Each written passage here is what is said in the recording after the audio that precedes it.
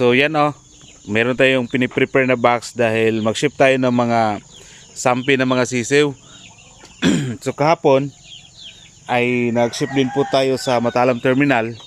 And ngayong araw naman, meron naman tayong ibibenta ng mga 1 month old na mga sampin. Ang ruta naman ngayon sa Davao City, yan Yan. So ito yung isi-ship natin papuntang Davao City.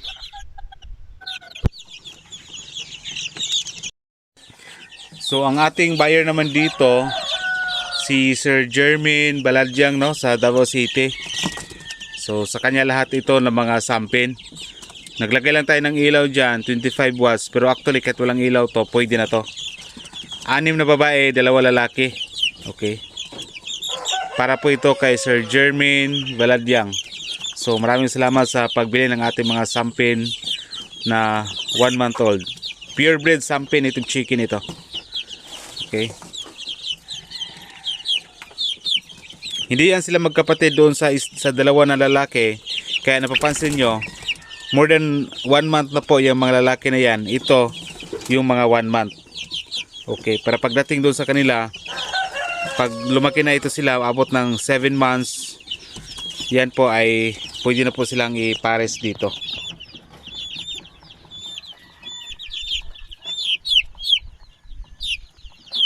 Okay, so yan, ilagay na po natin sila sa karton.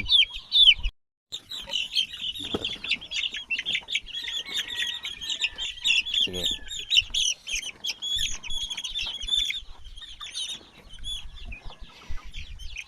So yan, mga 3 babae.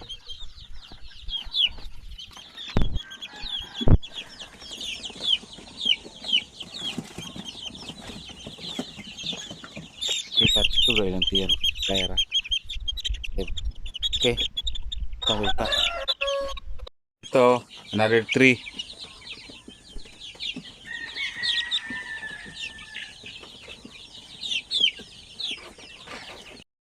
So ito mga lalaki, ito 2, mas malaki ito. Ayan, katuro ba? Okay. Kaya rin sulod. So yan, ready na po yung isi-ship natin papuntang Davao City kay Jermaine Baladyang.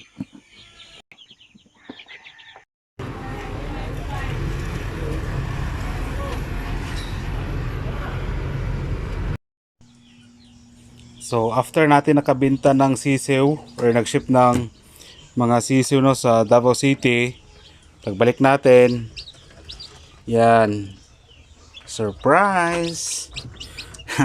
May mga napipisa tayo ng mga sisiw. So ang ginagawa ko kadalasan kapag may natutuyo na, kinukuha ko na sila. Dali lang.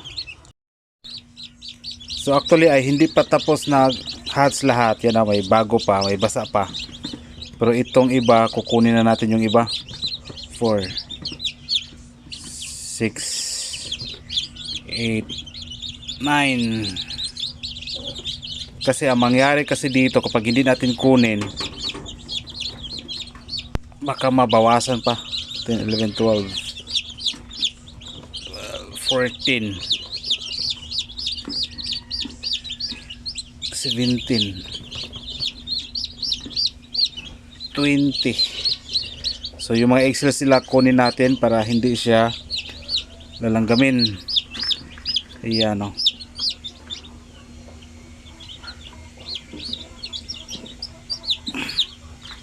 Ayan, balik natin sa hatcher kasi mayroon pang hindi pa sila tapos nag-hatch. Okay. So yan nga. So bibilangin lang natin uli. Okay. Bukas na lang yung iba, yung basa pa. Ito ilagay na natin sa kulungan.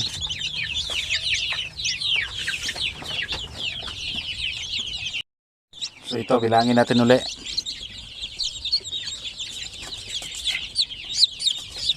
2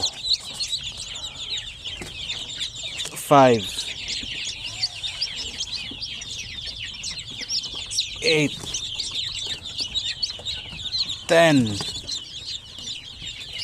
13, 15, 17, 19, 20. So maglagay tayo ng pagkain nila.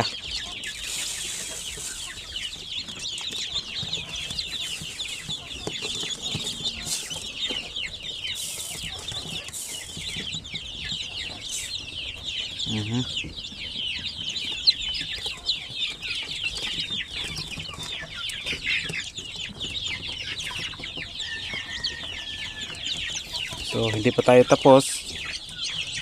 Yan.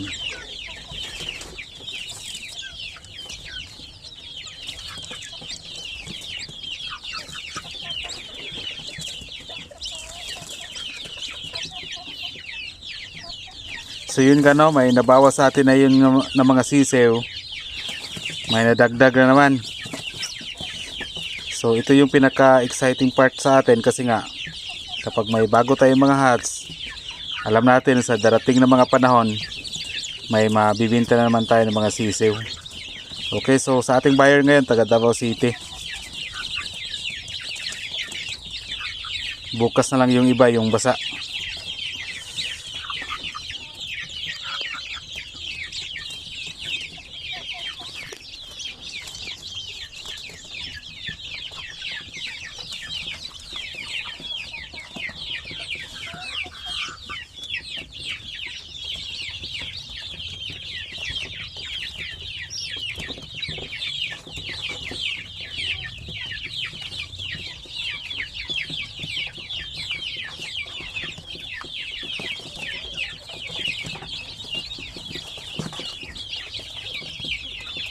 So yung mga sisiw natin yan, unang bulb ay 100 watts. Tapos hayaan lang natin sila dyan. Kusa na yan silang kumakain. At saka nagbigay muna tayo ng mga plain water. So after 3 days, saka na tayo magpainom ng mga vitamins sa ating mga sisiw.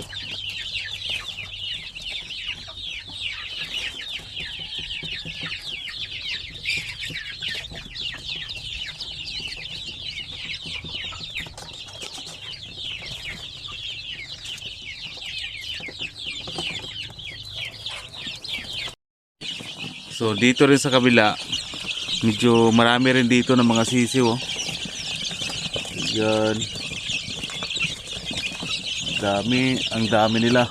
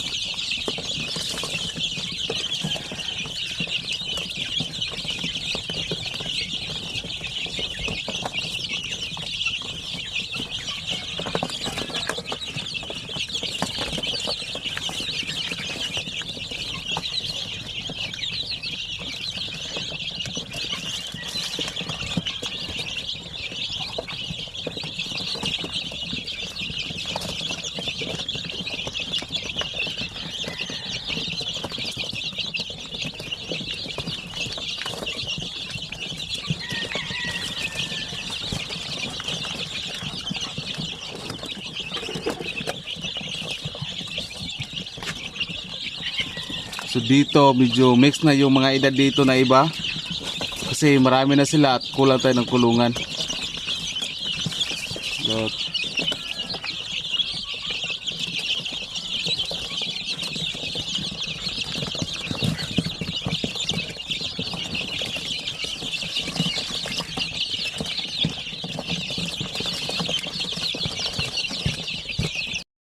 Dito pa mga sampin na 2 months old. Ayan o, mga sampin.